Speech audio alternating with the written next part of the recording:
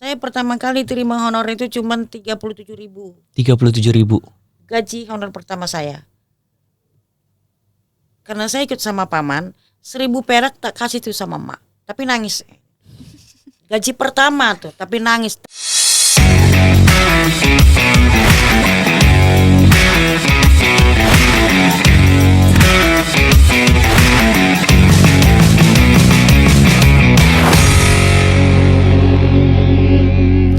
Assalamualaikum warahmatullahi wabarakatuh. Waalaikumsalam warahmatullahi wabarakatuh.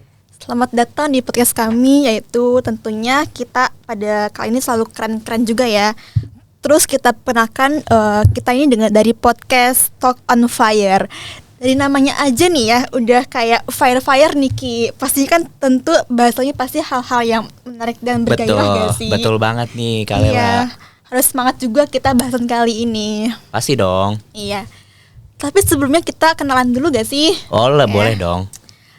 Perkenalkan saya Atu Syarifah dan rekan saya Muhammad Rifki Ramadan.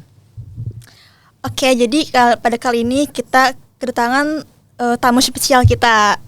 Kita kenalan dulu ya Bu dengan Ibu Melana. Rosmelana Sirait SE. Oke. Iya, wah keren banget Ibu. Dari Manajer Lapangan Spesial Departemen Tenaga Kerja Kementerian Tenaga Kerja juga Ibu ya. Saya revisi langsung biar nggak salah ya. Saya Saya dari Departemen Tenaga Kerja Ditjen Pengawasan Ketenagakerjaan di perusahaan. Jadi bukan di artinya itu nomenklaturnya salah tuh, Neng. Oke. Jadi Direktorat Jenderal Pembinaan dan Pengawasan Ketenagakerjaan, Departemen Tenaga Kerja. Nah, saya pengawasnya. Siapa yang diawasi? Ya perusahaan-perusahaan itu menerapkan undang-undangnya benar apa kagak. Jadi perusahaannya juga. Untuk mengawasi perusahaannya kan. Ya. Ya. Kan itu tugas pemerintah. Iya, betul. Jadi itu ada di Departemen Tenaga Kerja. Ada undang-undangnya. Undang-undang Jadi juga. ada Ditjen Pengawasan Pembinaan dan Pengawasan Ketenagakerjaan di perusahaan, bukan hanya di perusahaan sih, ya tapi di perusahaan bukan di masyarakat ya. Gitu. Oke, baik. Generalnya Jadi juga ya Bu. apa? Biar nggak salah nanti, karena teman-teman nakar juga pasti dengar. Kan? Ya. Jadi supaya tidak salah itu nomenklaturnya. Baik. Direktorat Pembinaan itu eselon 1. Salon 1. Salon 1. Ditjen itu eselon 1. Ditjen itu unit kerja. Orangnya disebut dirjen. Di bawah direktorat itu, di bawah Ditjen, Direktorat Jenderal itu ada namanya direktorat. Itu unit kerja. Di bawah yang memimpin direktorat ini namanya direktur. Eselon 2. Jadi ada eselon 1 sama eselon 2 ya Bu. Kalau ini agak sedikit cerita tentang biar paham juga masalah departemen atau kementerian ya. Jadi struktur organisasi itu kan anak-anak harus paham itu. Betul. Berbangsa bernegara seperti apa strukturnya?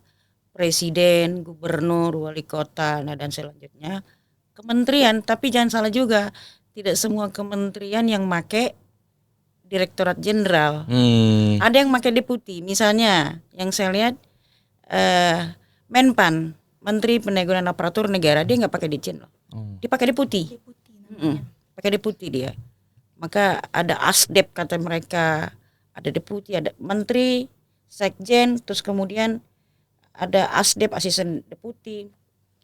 Jadi memang ini perlu banget ini untuk anak-anak itu masalah ngerti dulu susunan struktur organisasi berbangsa bernegara, bermasyarakat, bermahasiswa, itu paham dulu tuh sebetulnya. Biar ngerti kita duduknya di mana gitu. Betul Ibu. Kita posisi di mana gitu. Jadi kalau dari situ nanti anak-anak itu bisa breakdown itu kemana dia. Udah kalau udah ngerti rata-rata kementerian, menteri, sekjen. Jadi rata-rata kementerian itu menteri, sekjen, inspektorat, direktorat. Itulah eselon 1. Nah, di bawahnya ini Terbagi lagi. Di bawah lagi misalnya ini, sekjen, sekretarisnya menteri.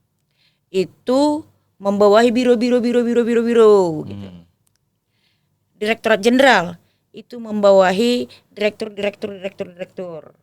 Inspektorat ini tugasnya, peran fungsi inspektorat ini sebetulnya semacam BPK lah itu. Oke, pengawas ya Bu. Pengawas keuangan, anggaran, pelanggaran segala macam itu. Itu di inspektorat. Saya ingat kemarin masalah kasus Sambo misalnya. Saya bingung tuh overlap itu apa susunan organisasi itu menurut saya itu overlap itu. Ada inspektorat kok masih ada ini. Tapi emang begitu. Nanti kali mudah-mudahan gitu lempeng-lempengnya. Iya. Jangan nambah-nambahin lagi dah. Iya Bu. Oke, apalagi Benar-benar pertanyaannya? aja.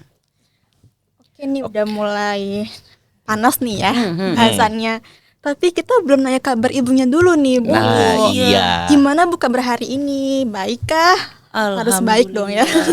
Alhamdulillah baik. Alhamdulillah Adik-adik baik. juga baik ya. Baik juga Bu, alhamdulillah. Oke, selanjutnya setelah kabar nih Bu, kami mau tahu nih Bu, perasaan Ibu saat datang ke sini untuk kita tanya-tanya itu gimana sih Bu? Seneng lah berbagi ilmu Iya dong, berarti Anak juga seneng sih. bener banget ada Bu, ibu bisa di sini. berbagi Iya, saya dengan juga Ibu. pernah kuliah bener seneng Iya. berbagi ilmu. Insya Allah jadi berkah kan. Amin Bu. Ibadah juga kan? Betul. Jadi turun-menurun juga Nah, insya Allah juga pengetahuannya. ilmunya bermanfaat. Amin. Lempeng-lempeng. Betul. Nah saya tinggal di hati saya kan, jangan melenceng deh ya.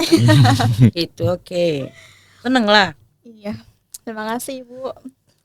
Terus selanjutnya kalau boleh tahu Ibu kesibukannya apa nih belakangan ini Bu? Ya kerja lah, cari makan. Ya kalau bulan puasa ya tarawih ya tadarusan. Lanjut terus ya Bu. Ya. Harus sejalan sama dunia juga. Betul. Kerja sama Anu aja, ibadah ya Bu ya. proporsional aja dah. Iya. Betul. Nggak Proporsional. terlalu depan, nggak terlalu belakang, di Benar, tengah-tengah, nggak anu lah gitulah. Enjoy aja gitu, disyukuri apapun yang terjadi. Betul Ibu. Nikmati gitu loh. Oke. Pertanyaan selanjutnya nih Bu. Kita kan mahasiswa nih ya Bu. Pasti penasaran nih Bu. Boleh nggak diceritain tentang latar belakang Ibu gimana sih bisa memulai karir di Mulai pekerjaan kerja yang ya. sekarang? Mulai kenapa jadi bisa kerja gitu ya. Betul. Kalau dulu kan zaman saya itu seneng tuh jadi pegawai negeri. Ya, berlomba tuh pegawai negeri.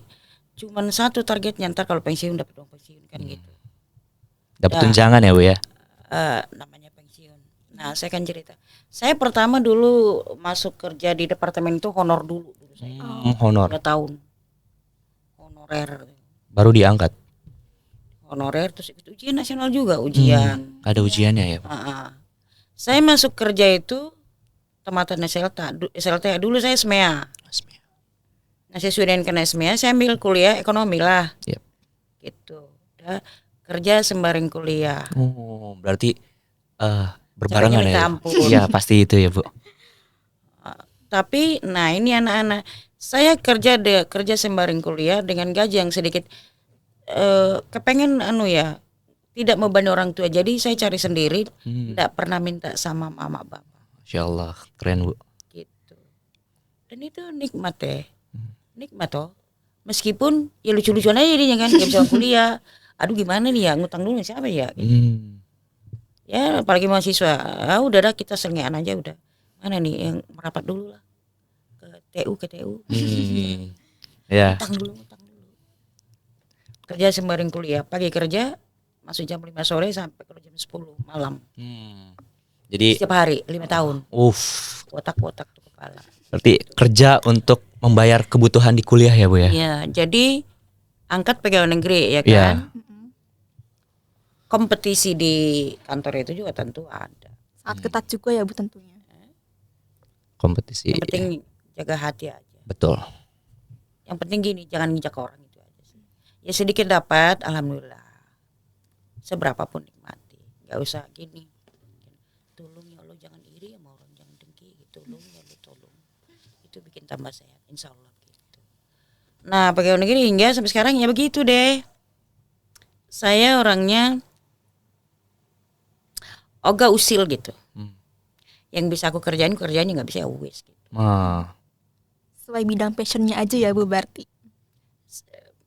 situasi di perkantoran itu sama sebetulnya dengan di masyarakat tuh iri dan segala macam. Dinamis ya Bu ya.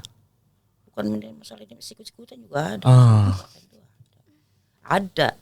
Nah, tergantung orang yang kembalikan orangnya aja. Saya anu aja, cincai aja gitu. Suka ya oke, tapi ya banyak mana ibu tuh yang lincah tuh katanya. Di kantor tuh kan ada tenaga ahli, Ya. engineering dari Australia, Hmm. dari Amerika, Jadi saya mau nih, sebetulnya kalau bahasa Inggris bapak-bapak, saya translate Mister gitu. Bapak-bapak, Mister. gentleman, ladies. Mereka malah seneng. Gitu Tapi ya. gitu, oke enggak gitu. No, nggak mau saya gitu. Kalau oke lanjut running gitu. Mengurangi tanggung jawab, mengurangi beban hati, simpel aja lah. Betul Bu. Pusing kita, pleset sana, pleset sini, pusing. Ujung-ujungnya botak kepala mikir ngatasinnya. Saya lempang aja. Jadi sampai pernah dulu direktur saya minta, kamu jadi playmaker buat saya katanya. Jadi kalau main bola kan nendang tuh. Jadi Pak Direktur kalau rapat kemana aja harus ikut. Dampingin. Tahu gak caranya saya? Malamnya kan besok saya harus bikin aturan. Bismillahirrahmanirrahim. Ya Allah tolong ajarin saya bikin laporan ini. Biar direktur saya senang, bener loh. Rapat yang tadi siang itu kedengaran. Makanya saya bilang, attitude. Jangan andalkan dirimu, andalkan sono. Tinggal caramu. Betul. Lalu jaga. Banyak-banyak berbuat baik. Berbuat baik kan bukan hanya uang, ucap. Itu bagian dari iman. Saya begajulan dah. Saya nggak pakai jilbab. Tapi saya nggak mau ngebela diri. Yang pasti saya nggak. Enggak. Saya pakai belum. Saya belum pakai jilbab belum ada keinginan ke arah itu. Masih tak begajulan, enggak tahu juga. Biar Allah yang ngatur itulah. Betul. Oke, lanjut. Hatinya baik Ibu. Niat hatinya tuh yang penting baik aja kan. Betul. Jaga diri aja. Jaga kan? diri yang Kalau saya utama bilang ya Bu. jaga hati aja. Gitu. Oke, lanjut. Baik. Tadi kan udah diceritain nih bagaimana Latar latar belakang. Ibu kan mengenai karir Ibu. Terus kalau kita boleh tahu apa sih motivasi Ibu untuk terjun ke bidang tersebut Bu? Motivasinya seperti apa gitu? Kalau bicara motivasi di sini, tentu motivasi pegawai ya. Tidak lagi bicara masalah motivasi lagi lah kali ya. Bagaimana cara mengembangkan diri kali. Karena motivasi tadi. Dulu kan kayak pengennya semua rakyat pengen negeri. Betul. Dah berusaha tuh masuk pegawai negeri. Padahal mah gajinya tahu gak? Saya pertama kali terima honor itu cuma 37.000. 37.000. Gaji honor pertama saya. Karena saya ikut sama paman, 1.000 perak tak kasih tuh sama mak. Tapi nangis. Gaji pertama tuh, tapi nangis. Tapi itu walau-walam gitu. Itu yang bisa saya jabanin. Nah kalau udah di dalam bukan motivasi lagi kali ya. Atau motivasi cenderung itu dorongan ya. Jadi motivasi yang tadi pengen di pegawai negeri. Cuman begini, kalau saya dulu mikirnya gini tuh pegawai negeri. Aduh kok belum ya. Tapi katanya nanti enak. Pensiunnya dapat pensiun. Aku bilang sebetulnya gini, udah mati aja dulu kita sekarang. Udah tiba waktu pensiun kita hidup lagi. Habis, udah mencukupi. Karena balik lagi, zamannya Pak Harto itu termasuk sebetulnya itu kebijakan politik juga itu sebetulnya. Kan tiap hari nerima pegawai negeri. Di kantor naik turun lab doang, baca koran. Udah kebanyakan orang Membludak ya Bu ya. membludak. Iya. Gitu zamannya Pak Harto tuh. Tiap tahun tuh nerima. Akhirnya apa? Volume pekerjaan sudah overlap. Ini manusianya udah overlap. Kerjaan cuma 5 orangnya 100 orang. Iya. Gak sesuai Tapi proporsi ya Bu ya. itu kalau saya bacanya gini. Itu kebijakan politik. Bagaimana cara Pak Harto bagi-bagi duit itu dikit gitu. Tapi harus masuk Golkar. Nah, saya begitu pegawai ini ke Golkarnya ini benar-benar. harus begitu. Ada Dan maksud tawaran. tujuannya Bu. Makanya saya bilang kebijakan politik. Politik lagi-lagi ya. Lagi politik ya Bu ya. Saya harus Golkar kalau enggak bisa. Karena begitu saya diangkat pegawai negeri, ini kartu Golkarnya kartu pegawainya. Langsung ya Bu ya. Langsung saya kagak minta itu. Kalau koperasi kita daftar sendiri. Jadi mau nggak mau harus Golkar gitu ya Bu ya. Gitu itu makanya saya bilang tadi ini ternyata kebijakan politik. Tapi positifnya adalah meski sengsara, kalau saya kan berpikir positif, begitulah cara Pak Harto bagi-bagi duit ke rakyatnya. Biarin Kak kerja di situ, yang penting dia dapat duit 15.000 sebulan gitu. Akhirnya apa? Korupsi. Ya, itu dia tadi. jadi marak korupsi ya saat itu ya Bu. Itulah. Oke, Tapi selanjutnya kita tetap syukurilah itu ya betul. dinamika perkembangan Indonesia. Oke. Oke, kita selanjutnya tadi setelah tahu kabar, lalu gimana latar belakang dan motivasi. Selanjutnya kita mulai ke materi nih Bu. Oke, secara garis besar nih Bu, fungsi serta manfaat dari kontrak kerja itu sendiri sih gimana sih Bu? Boleh diceritain? Apa fungsi dan manfaat dari kontrak kerja? Kalau fungsinya tentu supaya istilahnya Muhammad Rizky ya tadi. Iya betul. Kamu bekerja dengan rule yang sudah ada di kontrak. Aturan. Ya. Manfaatnya Muhammad Rizky ngerti hak dan kewajibanmu. Perusahaan juga ngerti masalah hak dia dan kewajiban dia. Begitu juga sesuai dengan peraturan perundang-undangan yang berlaku. Betul. Itu peran fungsi gitu. Jadi Rizky itu panggil kamu Rizky aja ya. Boleh Bu. Rizky itu bisa harus berangkat jam berapa? Kalau nggak ditetapin gimana suka-sukamu aja ntar berangkat. Betul. Fungsinya ya. Manfaatnya untukmu kau dapat duit, dapat gaji, dapat bonus. Ya sama teman-teman, gue udah kerja loh. Istilahnya privasi namanya. Oke. Itu manfaatnya pasti. Betul. Bagi perusahaan, ya perusahaannya bisa jalan, dia mengharapkan untung gede, gitu. Tapi perusahaan juga harus melaksanakan kewajibannya. Harus nggak hak dan kewajibannya dia harus disesuaikan dengan peraturan perundang-undangan yang berlaku. Masalah kontrak kerja itu yang punya kapasitasnya kan Departemen Tenaga Kerja itu yang mengatur itu. Nanti saya jelasin lah masalah struktur bagaimana sih sebetulnya pusat sesuai dengan otonomi daerah sekarang ya.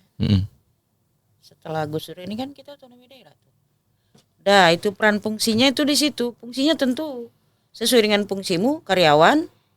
Kau ngerti mau kerja apa, berangkat jam berapa, gaji berapa, ngerti tak? Iya. Manfaatnya kau dapat duit. Bisa nambah-nambah kuliah bayar biaya kuliah bagi ponakan segala macam. Fungsinya bagi perusahaan dia sudah punya role lah patron. Apa yang mau dilaksanakan haknya dia, apa yang mau dilaksanakan kewajibannya dia terhadap karyawan yang dia pakai melalui kontrak kerja. Peran fungsinya harus ada lah. Baik.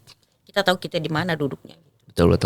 Jadi peran dan fungsi itu emang berkaitan ya Bu ya antara karyawan dan juga dengan perusahaan itu sendiri Bu. Iya. Ada timbal baliknya juga ya Bu. Iya, sama-sama lah. Betul. Anggap saja sampean yang Rizky yang punya perusahaan pakai tenaga orang. Lu mau apain tuh orang? Lu mau gaji berapa dia? Lu mau gebukin atau mau ngapain gitu? Nah itulah tadi peran fungsi kontrak kerja tadi. Betul. Gitu. Nah kalau sudah perusahaan tentu materi redaksi dari kontrak kerjamu ini udah boleh dong bilang sesukamu. Betul. Udah aku kerja jam 4 pagi ya sampai jam 12 malam udah bisa. Harus sesuai dengan undang-undang yang berlaku 8 jam. Betul. Hari kerja per hari. Nah itu tentu dipikirkan oleh pihak perusahaan. Nah kalau misalnya Rizky sebagai karyawan ya enak lah gue punya kerjaan sekarang paling tidak nambah pengetahuan, nambah pengalaman. Ada duit meskipun seberapa gitu. Itulah pegangan kedua belah pihak peran fungsinya. Kontrak kerja itulah yang mengikat di kedua belah pihak itu. Betul. Jadi itu disebut apa? Hubungan industri sebetulnya. Hubungan industri sama siapa? Hubungan kerjanya sama siapa? Itu jadi berdua itu ada hubungan. Ya kalau anak muda ya pacaran istilahnya. Kan begitu. Iya, Ini iya. punya hubungan yang Iya, ada hubungan harus ya. Ada taken gitu ikatannya ya, Bu. Ya, mengikat. Iya, Betul. gitu. Itu peran fungsi dari kontrak kerja tinggi lah.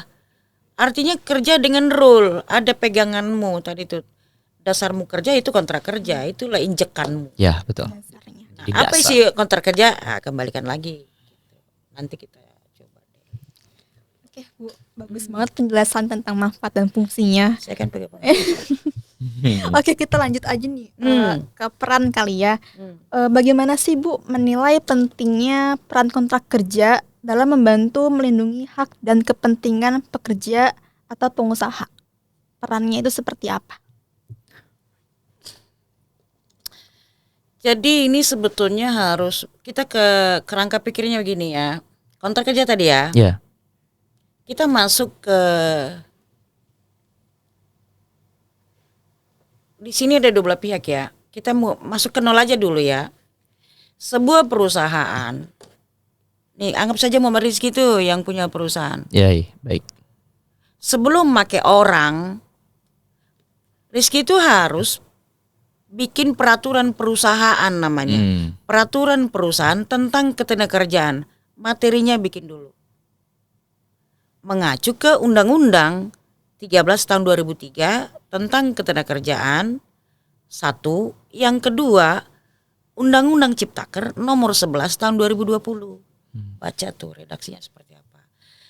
Hak dan kewajiban di situ, hak kewajibanmu ada mengenai di mana perusahaanmu, spesifikasi pekerjaan, tenaga apa yang kamu butuhkan, penempatan di mana, kerja di mana, apa, bagaimana, di mana kerja apa, di mana bekerja dengan apa. Itu dulu kita ambil singkatnya ya, mengenai hak dan kewajiban ini. Itu bikin dalam satu format namanya. Draft untuk kamu pakai nanti di perusahaanmu. Tadi pentingnya ya. Itu harus punya. Dah. Kemudian peraturan perusahaanmu ini minta izin sama Disnaker, tolong dong disahkan. Dah, nanti istilahnya tuh gini singkatnya. Perusahaanmu mau pakai orang, lu mau apain tuh orang, mau gaji berapa? Mau jam berapa kerja, jam berapa? Singkatnya ya, hak dan kewajiban tadi ya kan. Nah, minta izin Disnaker supaya sesuai dengan aturan yang ada. Kemudian nanti ada kontrol sesuai dengan peraturan perusahaan. Seharusnya semua perusahaan melaksanakan demikian. Dah, tapi saya pusing juga lihat perusahaan. Bukan pusing ya, gimana ya, cari makan ini ya gitu. Nah, itu harus ada peran penting. Terus menurut Ibu semua perusahaan enggak. Bingung saya juga lihat. Jadi apakah semua perusahaan itu punya peraturan perusahaan tentang ketenagakerjaan sesuai dengan Undang-Undang nomor 13 tahun 2003 tentang ketenagakerjaan dan Undang-Undang Ciptaker nomor 11 tahun 2000. Apakah sesuai? Kalau taruh deh Ciptaker itu belakangan ya. Apakah semua perusahaan melakukan itu? Saya akan bilang karena pegawai enggak semua. Tapi ada yang ribut enggak? Enggak. Ayah naung ini ribut Ciptaker. Kan gitu. Dah. Peraturan perusahaan tentang ketenagakerjaan itu diatur di Undang-Undang 13 tahun 2003. Siapa saja yang boleh bikin Bu perusahaanmu kalau sudah punya pegawai paling sedikit 10 orang wajib. Nah, pemerintah begini kalau saya nih. Terus Ki, ini kau kan punya pegawai ini 10 orang. Oh, mana peraturan perusahaanmu? Ya kan? Mau apain itu? Saya belum bikin Bu. Soalnya duitnya nggak seberapa, orang saya cuma dagang konter doang, apa nih? Disinilah sebetulnya pihak pemerintah stres. Tekan dulu saya. Kita berdiri di tengah. Bagaimana caranya mencegah perusahaan jangan bangkrut? Tidak ada pertambahan pengangguran. Karena pengangguran tersembunyi kan banyak. Betul. Belum lagi angkatan-angkatan kuliah yang baru tamat. Disitulah makanya sebetulnya gini, kenapa ada BLBI? Salah satu targetnya itu kan supaya tidak terkolab ini perusahaan, supaya nggak nambah pengangguran. Maka disuntiklah itu sebetulnya. Nah yang disuntik main-main, diembatlah itu duitnya semua. Jadi kalau menurut saya peran fungsi pemerintah itu memang kita butuh loh, kontrol. Dan menurut saya bukan karena saya pemerintah ya, kita tuh berat loh sebetulnya, pusing mikirnya berdiri di tengah.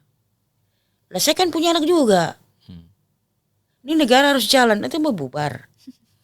Nggak mungkin dong Ibu ya. Tapi kalau saya cermati sih sebetulnya memang yang berat itu adalah politik kalau sudah masuk ke politik. Yang berat tuh di situ.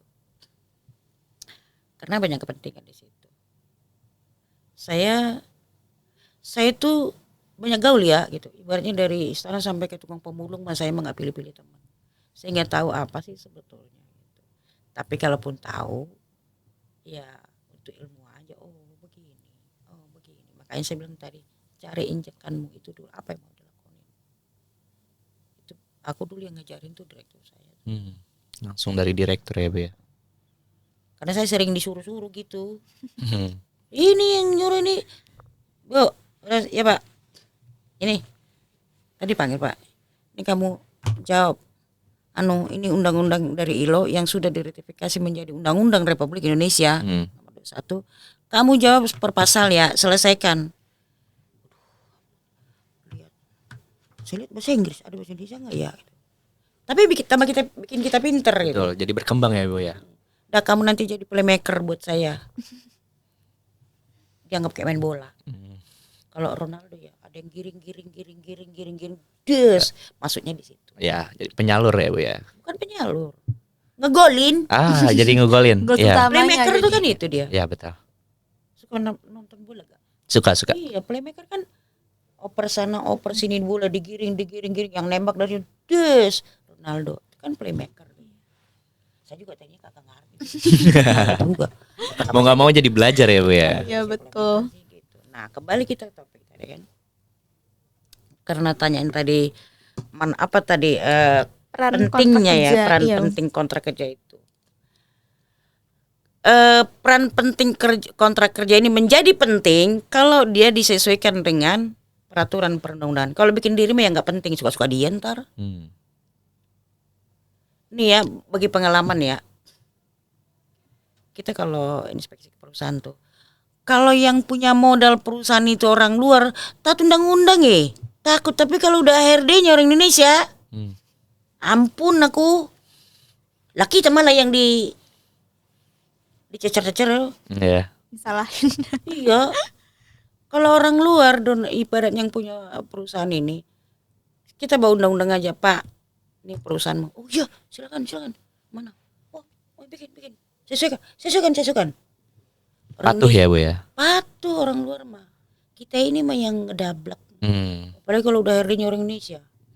Tahu gue bingung ya, melenceng aja pekerjaan. Semau-maunya dia. Itu jadi PR kita ya Bu ya. Ini. Makanya ntar kalian kalau jadi pembesar di atas angin, tahan diri gitu. Jangan gue gak gitu, suka gue gak gitu. Harus tetap taat kita ya Bu ya. Jaga hatimu gitu. Betul. Hormati orang. Oke. Di atas angin jadi HRD. Kalau sudah akan ada role-nya undang-undang, jangan tambah-tambahin, jangan kurang-kurangin. Betul. Udah ikutin aja. Ya kan? Ada kan malah enak sudah ada role-nya. Tinggal cuman kan pengusaha ditambah-tambahin dikurang-kurangin. Diolah itu undang-undang. Nah kita kan botak juga nanya. Iya. Ya kan? Ini kenapa begini? Gitu. Jadi entahlah ya, sudah merupakan watak kita ini kayaknya karena mungkin bekas dari jajahan kali ya, jadi ikut-ikut menjajah negara sendiri. Aduh. PR itu. Secara pribadi tuh saya ngejajah sampean kalau saya pejabat. Ya mudah-mudahan Sambo nggak denger ya. Oke. Kita lanjut ya Bu ya. Peran dan fungsi tadi. Selanjutnya nih. Apa aja sih nih Bu unsur-unsur penting yang harus ada nih Bu di di dalam suatu kontrak kerja biar baik itu pengusaha maupun karyawan itu dapat menjalankannya dengan baik, Bu? Kita sama-sama, aku nggak buka undang-undang deh, Baik. ngajak berpikir logika ya. Anggap saja kita perusahaan.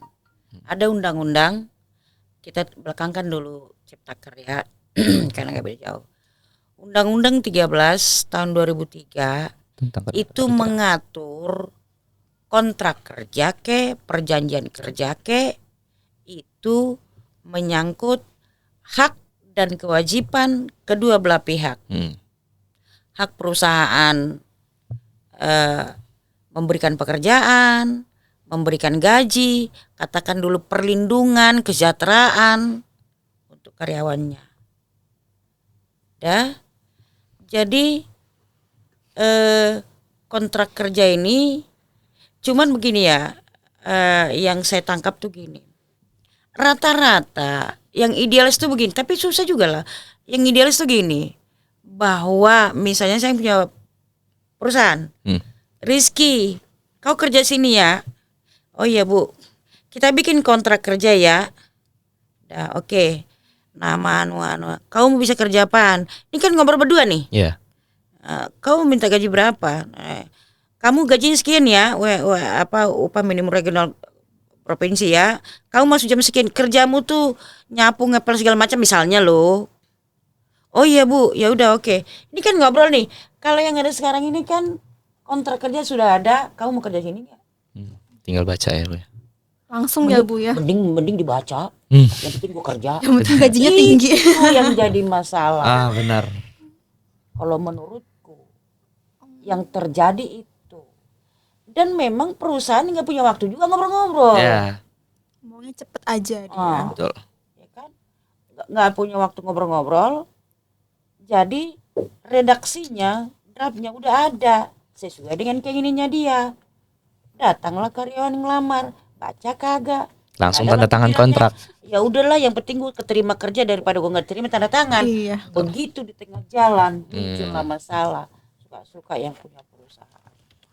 Padahal Itu kontrak sebetulnya. kerja itu penting ya, Bu ya, dari awal gitu. Jadi kontrak kerja itu tinggal mekanisme, mungkin gini mekanisme gini, coba saya ini ya.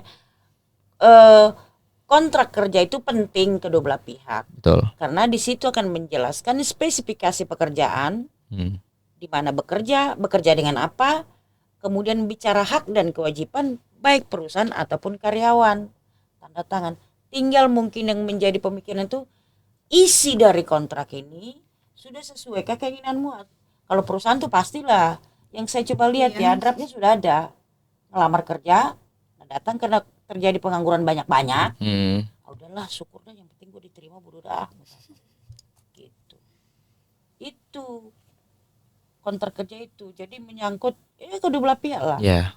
Spesifikasinya ya tentu dia kan pihak perusahaan, haknya dia adalah menyuruh kau kerja. Ya. Kewajiban dia adalah Membayar. kau. Hakmu adalah terima gaji. Kewajibanmu adalah bekerja. Betul. Sesuai dengan aturan yang ada. Nah cuman ini sekarang diatur berdasarkan obrol-obrolan apa kagak. Yang saya tuh begitu ya, yang ada itu. Tapi draftnya atau konsepnya itu sudah dibuatkan oleh pihak perusahaan. Nah itu juga wewenangnya dia kan. Nah kemudian rata-rata yang saya lihat itu adalah karyawan yang daftar, yang penting diterima kerja tanda tangan, tanpa baca lagi. Oke. Tapi peganganmu untuk kerja perusahaan pun gitu. Isinya mungkin yang perlu dicermati. Oke. Jawaban yang itu ya, Bu ya. Sangat Karena terjun dah gitu kan. betul Bu. Jadi apa maneng? Lanjut. Oke, next. Jadi kita kan tahu nih Bu, sebelum buat kontrak kerja, bagaimana sih cara untuk memastikan bahwa kontrak kerja itu berlaku dan dipatuhi oleh kedua belah pihak selama jangka waktu yang berlaku gitu. Berhubungan dengan yang tadi ya, Bu. Iya, bagaimana cara memastikan bahwa materi dalam kontrak kerja itu berjalan sebagaimana mestinya sesuai dengan isi? Iya. Pertanyaannya, kalau Rizky lah dulu ya, atau ganti deh namanya, Mbak siapa namanya? Lela. Hah? Laila. Bu. Mbak Lela. Tanda tangan kerja, Ya. lalu bekerja, kepengen kontrak kerja berjalan dengan baik. Dah, Pernah baca nggak itu kontrak kerja yang mau dikasih nggak samamu? Betul. Tinggal baca. Harus ada kesepahaman ya Bu antara pekerja dengan Bukan masalah kesepahaman. Kan sekarang kontrak kerja udah jadi, bukan lagi kesepahaman itu, iya. Bo. Udah naik di atas. Kalau tadi kan menyusun materi, cuman materi dalam konsep kagak diajak sampean ngobrol. Iya. Perusahaan bikin diri. Langsung jadi ya, Bu. Langsung jadi udah tanda tangan Tiba-tiba sampean kan. tanda tangan. Oke, bekerja nih, pertanyaan berikutnya. Gimana caranya supaya konsep ini berjalan dengan baik? Sekarang dapat draftnya enggak? Itu masalahnya ya, Bu. Karena memang dalam kontrak kerja yang ada sekarang ini, itu kita di perburuan dulu ya. Kecuali engineering, dia kan ajak ngobrol. Nah, Beda lagi tuh. Beda. Kalau engineering kan dia butuh misalnya arsitektur. Kan ya, wah, kalau itu ngobrol begini, enak dia. ya. Engineering yang kalau mau dibilang riskan atau yang bermasalah itu adalah buruh pabrik, buruh ini, buruh toko, buruh itu yang jadi. Kalau engineering dia enak ngobrol kayak kita ini. Tolong dong buatkan saya desain ini. Coba kasih dulu sama saya. Lalu kita ngobrol itu, bikin isi dari kontrak kerja ini, sanksi akan ada. Kemudian kalau terjadi misalnya sesuatu kejadian yang tidak kita inginkan, misalnya gempa, itu kan ada. Ya. Nah kalau buruh, lah udah dikonsepkan dari dalam. Betul. Satu, yang kedua, tanda tangan dikasih nggak itunya, kontrak kerjanya. Yang dikasih cuma surat tugas saja kan? Iya. Harus ada tanda tangan padahal. Begitu udah tanda tangan, terus dibikin surat, mulai besok bekerja nih, kamu mulai besok kerja. Tapi kontrak kerjanya kan nggak pegang. Ya. Maka tadi saya bilang, baca undang-undangnya. Mohon maaf Pak, tadi yang katakan saya boleh Pak pegang juga fotokopi Pak buat saya. Tapi biasanya perusahaan nolak juga. Padahal itu hak dari pekerja ya Bu ya, Iya. untuk memegang kontrak Pegangan kerja itu ya Bu. juga. Oh, nih ya, saya aja nih datang ke perusahaan. Mana PP-mu? Peraturan perusahaan tentang pekerjaan. Ya kan? Itu masih melang-meng. Kurang lapar nih. Gue bikin di BAP nih ya. Nggak tegas. Enggak, mereka menghindar. Ya. Padahal itu kewajiban mereka ya Bu ya. Tanggung jawab moral. Lebih berat lagi itu. Tapi emang gila kalau urusan duit ini orang pada gelo. Balik lagi ya. Duit. Orang kaya semakin kaya. Betul ya. Lanjut kali ya Bu ya. Gimana sih ini Bu proses perizinan ketenaga kerjaan di wilayah provinsi, khususnya provinsi DKI Jakarta Bu mungkin? Proses perizinan apa? Proses perizinan tentang ketenaga kerjaan Bu. Kemana arahmu itu ya? Proses perizinan. Mau maksudnya perizinan maksudnya itu izin kamu kerja atau izin perusahaan itu? Mungkin lebih ke izin perusahaan ya. Perusahaan. Iya Bu. Itu tadi peraturan perusahaan tentang ketenagakerjaan. Dia harus mendapat stempel dari Disnaker. Oke, berarti balik lagi ke di dasar situ dulu. dia. Baru dia boleh pakai tenaga. Karena kan gini, orang naker tuh gini. Tuh pegawai lu mau apain, istilahnya lah simpel ya. Karena kan itemnya banyak tuh. Spesifikasinya, jam kerjanya, honornya, lemburnya kan dibicarain tuh di situ. Berapa pasal itu. Itu dia mengacu ke Undang-Undang 13 tahun 2003. Disnaker tuh simpelnya gini. Lu mau pakai orang jadi pegawai, lu mau apain dia? Mau gaji berapa dia? Terus lu mau tempatin bagaimana kesejahteraannya, bagaimana perlindungannya? Kau mau tempatkan di mana, perlindungan seperti apa, seperti apa? Udah bikin tuh draft. Oh cocok, sesuai dengan undang-undang, tanda tangan. Itu yang mau dipakai harus. Itu pegangan. Jadi Oke, kalau paham Bu. sel itu Dirjen bilang pengawasan harus memastikan kesepakatan, bagaimana memastikan itu? Masalahnya saya kan nggak boleh masuk ke ranah itu, kesepakatan kedua belah pihak itu, karena perusahaan itu kan memakai peraturan perusahaan tentang ketenagakerjaan. Di situ pegangannya dia. Cuman apakah semua perusahaan punya itu nggak sih Bu? Kagak. Nah itu baru fungsi saya istilahnya. Oke. Lanjut ya Bu. Baik, kalau menurut pandangan Ibu sendiri nih Bu, bagaimana sih pengaruh Undang-Undang Cipta Kerja terhadap fleksibilitas kontrak kerja? Apakah itu bisa menguntungkan atau merugikan? Gitu Bu. Dari UU Ciptaker itu sendiri Bu. Jadi kalau saya lihatnya begini ya, kalau dari sisi pemerintah, kita ini kan punya anak ya. Pemerintah tetap berpikir secara proporsional. Bahkan menurut saya nih nambah. Kalau di Undang-Undang 13 tahun 2003 tentang pesangon apa namanya itu? Apa namanya? Duit tambahan ya. Jadi kalau selama ini pakai Undang-Undang 13 tahun 2003.